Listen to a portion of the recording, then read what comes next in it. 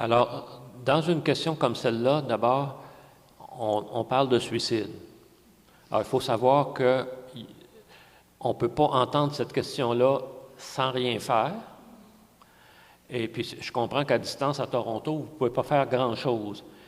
Mais ça serait d'essayer de parler avec lui, de voir comment il pourrait trouver des ressources près de là où il est.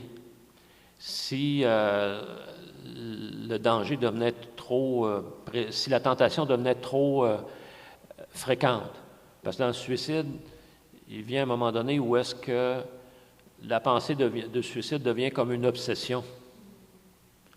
Et c'est important à ce moment-là, si vous êtes capable d'avoir une influence sur ce jeune homme-là, d'être clair là-dessus, que vous ne voulez pas qu'il le fasse, puis d'essayer de voir avec lui comment il peut s'organiser un filet de sécurité, qu'il y a des personnes à contacter, à qui il peut parler, même si c'est au téléphone. Alors ça, c'est bien important. Souvent, les gens de la famille ne sont pas les mieux placés pour aider dans ces cas-là. Alors, si vous pouviez arriver à insister pour qu'ils trouvent des ressources compétentes. Je ne veux pas dire que les gens dans les familles ne sont pas capables d'aider, là. Loin de moi cette idée-là, mais il reste que la question du suicide, c'est très particulier. Il y a des lois là-dessus, il y a sûrement des lignes d'écoute ou peut-être essayer de le convaincre de consulter, d'aller voir soit un ou une psychothérapeute ou un ou une psychologue. Mais ce n'est pas des choses qu'on peut juste dire, je vais prier pour toi, puis il y a des bonnes choses dans ta vie. Garde, c'est sérieux ce que tu me dis, je ne veux pas que tu fasses ça.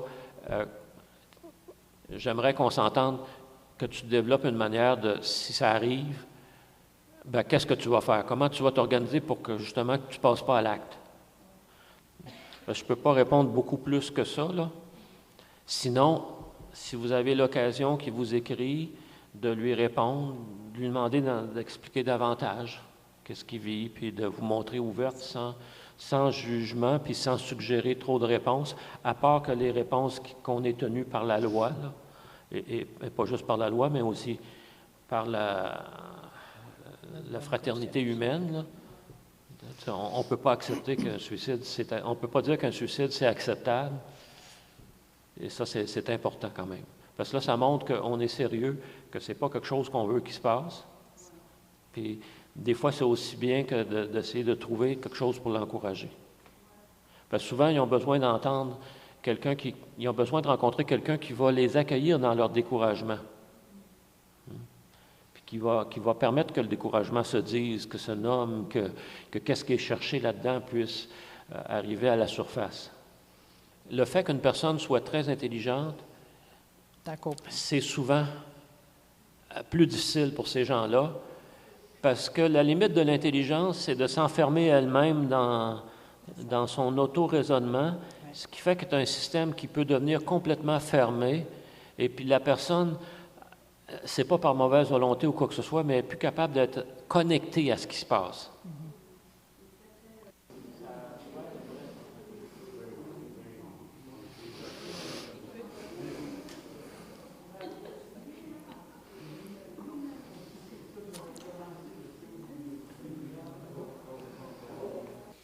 Bon, alors à l'hôpital, comment ça se passe? D'abord, l'hôpital général de Montréal, il y a toutes sortes de choses, là. C'est un hôpital de troisième ligne, là. Alors, il y a les surspécialités, il y a l'oncologie, il y a le trauma, mais on a aussi des gens qui sont là parfois assez longtemps, j'ai vu jusqu'à 1 an, des fois un peu plus. Alors, comment est-ce qu'on décide le temps qu'on consacre à quelqu'un? Ça, c'est variable, hein. D'abord, la première des choses, quand tu rencontres une personne pour la première fois ou quand je rencontre une personne pour la première fois, c'est dans les premières secondes où il y a quelque chose qui va se passer, où il n'y a rien qui se passe. S'il n'y a rien qui se passe, ça va rester au niveau de la politesse, ça ne sera pas long. Mais il y a des gens qui ont besoin de parler, et là, il y a quelque chose qui s'amorce rapidement. Alors, c'est ces gens-là, habituellement, qu'on va revoir en suivi. Parce que les autres, quand c'est juste comme une visite de politesse, ben En tout cas, moi, je n'insisterai pas là-dessus parce que j'ai l'impression excusez, là, mais j'ai l'impression de perdre un peu mon temps. Pas que les gens ne valent pas la peine, là, mais c'est parce que je préfère accompagner des gens qui ont quelque chose de possible. Alors, des fois, ça peut être 5 minutes, une rencontre, ça peut être 10 minutes, ça peut être 20 minutes, ça peut être une demi-heure, ça peut être 1 heure, ça peut être 3 heures parfois. Tout dépend de ce qui se passe. On ne peut pas le dire. Très rarement, je consulte avant un dossier parce que le dossier va présenter une vision des choses. Et cette vision-là, elle peut très bien être biaisée. Par exemple, dans le milieu hospitalier, il y a les patients qu'on appelle des patients, en anglais, on dit non-compliant. Alors, des patients qui ne font pas ce qu'ils sont supposés de faire, qui ne suivent pas leur traitement, tout ça. Puis ça fait que tu finis par retrouver la psychiatrie, des fois, qui est dans le dossier, un tas de monde là, qui sont là. Ils sont classés patients difficiles. Mais ça ne veut pas dire qu'ils sont vraiment des patients difficiles. Ça peut vouloir dire que le système ne sait pas trop quoi faire, comment les accueillir. Alors moi, ça m'est arrivé, je ne sais pas combien de fois, de dire à des patients, bien, consultez l'ombudsman, plaignez-vous, insistez, parce que le système apporte ses biais.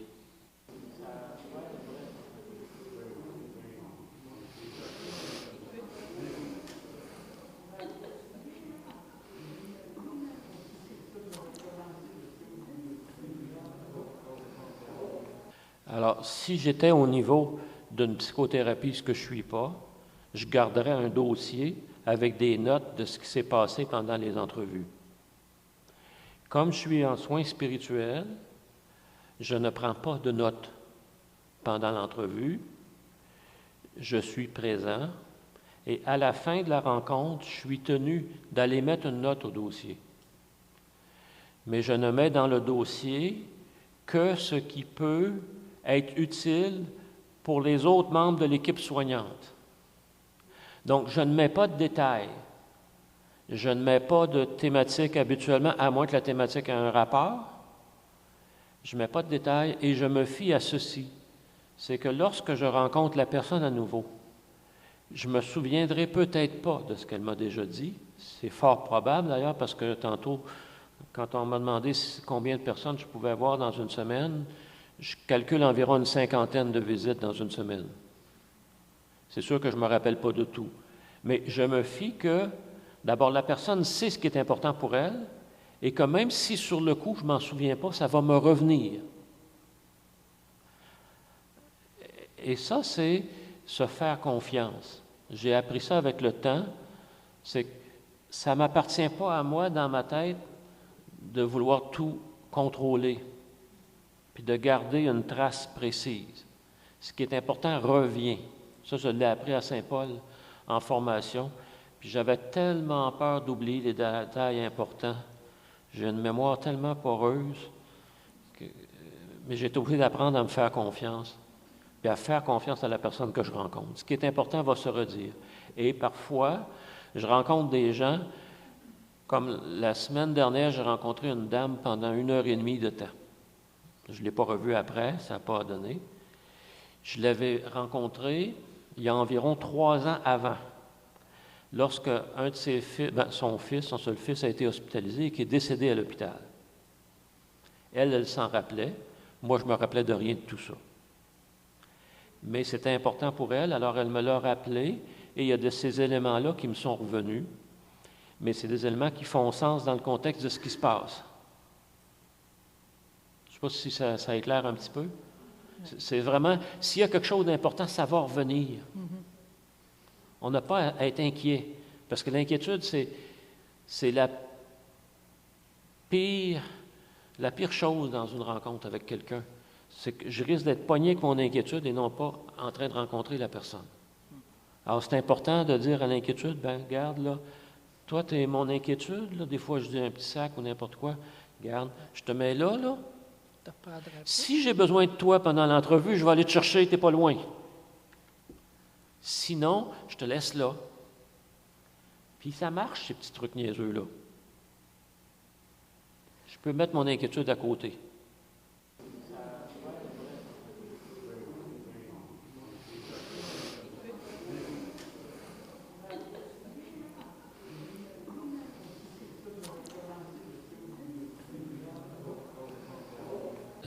pas machinalement, mais c'est un service qui est offert. Moi, je dis, je vais à la pêche.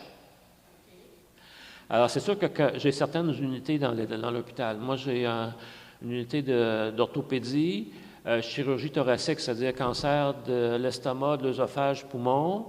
J'ai médecine interne, puis c'est à peu près ça, je pense, là. Bon, puis j'imprime mes listes de patients sur les unités. Ça me dit leur nom, leur numéro de patient, l'âge qu'ils ont, depuis combien de temps ils sont à l'hôpital, puis un diagnostic à l'admission.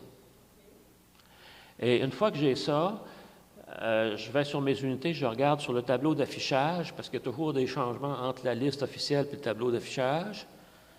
Et puis là, il y a des fois, juste à me promener sur l'unité, il y a une infirmière qui va me dire, tel patient, j'aimerais ça que vous alliez le voir, ça ne va pas. Ou des fois, ça peut être le préposé. C'est déjà arrivé des gens de ménage qui disent, un tel, là, ça ne va pas aujourd'hui, va donc faire un tour. Sinon, je me présente à la pêche, puis comme je disais, j'ai un petit laïus, je me présente, je m'appelle Claude Mailloux, je suis de l'équipe des soins spirituels de l'hôpital. Je ne suis pas un curé, j'ai rien à vendre, et puis je ne mords pas les gens. Je dis ça parce que je suis conscient que la première réaction, ça va souvent être « Oh! Il vient me donner l'extrême onction parce que je vais mourir. » Ou « Ben donc, c'est un maudit curé puis j'en veux pas. » Fait que bon, peut-être que je ne réponds pas, là. C'est un service qui est offert à tous, mais ça peut arriver que c'est quelqu'un de la famille qui demande. Puis ça peut arriver qu'il y a des conflits dans la famille. Je me souviens d'un patient que j'ai eu, qui est décédé maintenant, ça fait plusieurs années. Je l'ai accompagné pendant de longs mois aux soins intensifs. Puis quand est arrivé le temps, qui était le temps de la fin, sa famille voulait absolument qu'il y ait l'onction des malades. Le sacrement des malades. Puis le patient ne voulait pas. Alors mon rôle, ça a été de faire que la famille finisse par accepter que le patient ne voulait pas. Alors, dans ce cas-là, c'est la famille qui avait fait la demande, mais même si je suivais le patient depuis longtemps, mais des fois, ça va être aussi quelqu'un du personnel, ça va être... On a des appels parfois. J'ai eu un appel il n'y a pas longtemps, il y a 2-3 semaines, un ami de quelqu'un, supposément, qui a demandé, parce que la personne est supposément mourante à l'hôpital, puis qu'on ne peut pas laisser mourir quelqu'un sans le sacrement des malades. Qu'est-ce qu'on fait dans ce cas-là? Ça ne vient pas de la famille, ça ne vient pas du patient. Ben, on n'est pas là avec une boulette sacramentelle à offrir, là. Avec un petit pistolet, là, puis... On n'est pas là pour ça, on est là pour accompagner, accueillir, puis respecter. Et s'il n'y a pas de demande, puis je me souviens, mon père, quelques jours avant son décès, j'ai demandé, « Aimerais-tu que ton ami prêtre vienne te rencontrer? » Il dit, « Non, ça ne sera pas nécessaire. » Il dit, « Il y a un amour fabuleux qui m'attend. » On ne sait jamais. Pourtant, c'était un homme très, très religieux, by the book, là, mais arrivé à la fin, il a compris des affaires.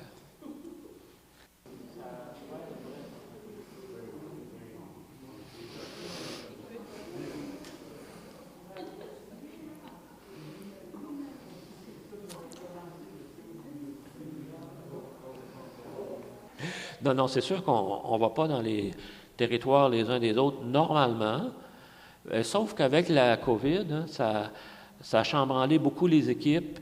Ça fait que il y a toujours aussi quelqu'un sur l'équipe qui est de garde.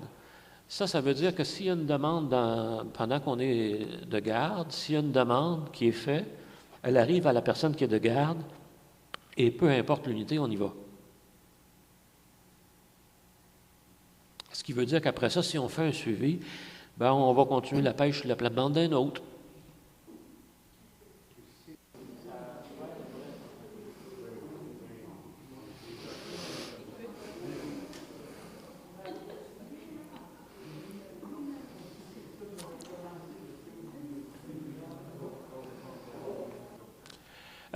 Dans mon équipe à l'hôpital général, pour le moment, il n'y a pas de femmes. Il y en avait encore tout récemment. La dernière a pris sa retraite, puis on n'a pas eu de remplacement officiel. Mais j'aimerais mieux qu'il y ait des femmes sur l'équipe.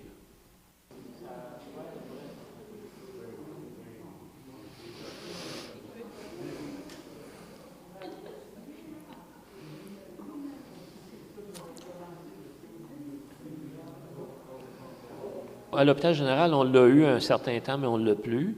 Mais il n'y a pas de bénévoles comme tels qui font de l'accompagnement comme tel.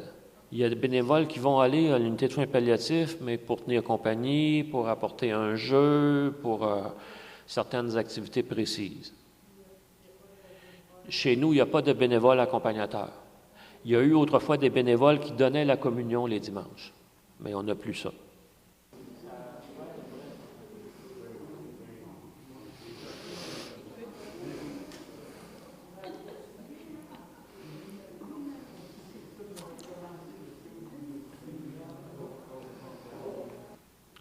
Alors, normalement, quand on n'est pas en pandémie, oui, on donne la communion, puis il n'y a rien qui me fait le plus plaisir.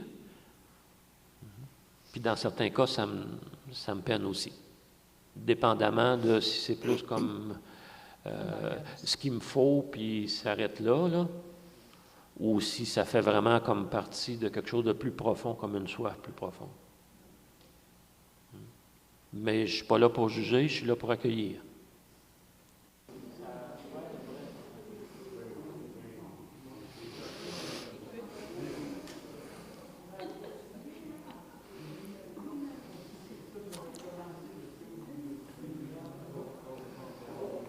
Je vois les gens au besoin. Alors, il y en a, ça va être une fois. One shot deal, comme on dit. Une fois. Puis je vais donner tout ce que je peux dans la foi que... Ah, c'est le micro qui fait ça.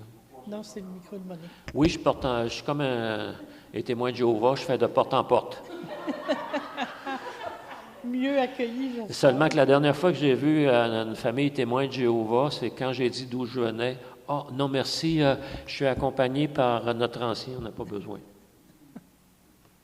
Mais j'ai eu d'autres accompagnements avec des témoins de Jéhovah où il y a eu des échanges très profonds. Alors, on ne peut pas, juste à l'œil comme ça, porter un jugement.